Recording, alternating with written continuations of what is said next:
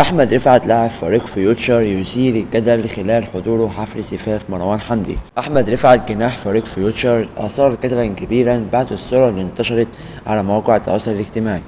ظهر أحمد رفعت في صورة جماعية مع بعض لاعبي النادي المصري، وكان معاهم في الصورة نائب رئيس النادي المصري الأستاذ ياسر يحيى، وده اللي عمل جدل كبير على السوشيال ميديا حول إمكانية انتقال أحمد رفعت لصفوف النادي المصري خلال فترة الانتقالات الصيفية القادمة.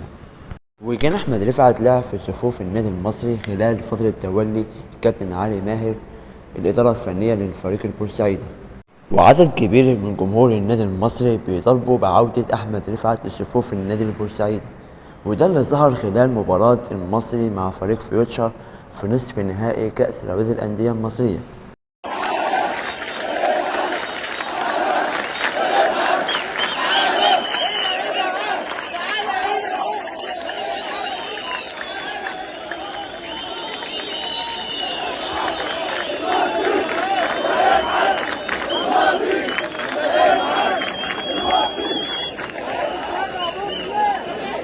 قام جمهور النادي المصري بالهتاف للاعب أحمد رفعت خلال عملية الإحماء قبل بداية مباراة المصري مع فريق فيوتشر، وطالبوه بالعودة إلى صفوف النادي المصري من جديد. وبعد ظهور أحمد رفعت مع ياسر يحيى نائب رئيس النادي المصري خلال حفل زفاف مروان حمدي مهاجم النادي المصري، الشكوك بدأت تزيد عند جمهور بورسعيد حول إمكانية عودة أحمد رفعت لصفوف فريق المصري.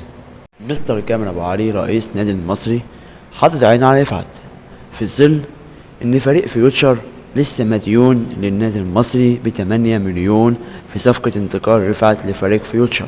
مستر كامل أبو علي بيسعى بشكل كبير جدا بالدخول بقوة في فترة الانتقالات الصيفية القادمة من أجل جذب أفضل اللاعبين لصفوف النادي المصري البورسعيدي من أجل المنافسة على البطولات القادمة. ولكن ما يشغل بال جمهور النادي المصري في الوقت الحالي هي المباراة النهائية اللي هتجمعه مع فريق سيراميكا كليوباترا في نهائي كأس رابطة الأندية المصرية، وبيسعى الفريق البورسعيدي بشكل كبير للحصول على اللقب من أجل بداية قوية لبناء فريق جديد. كل التوفيق للنادي المصري في نهائي كأس رابطة الأندية المصرية. شكرا للمتابعة، متنساش تدعمنا وتعمل اشتراك في القناة.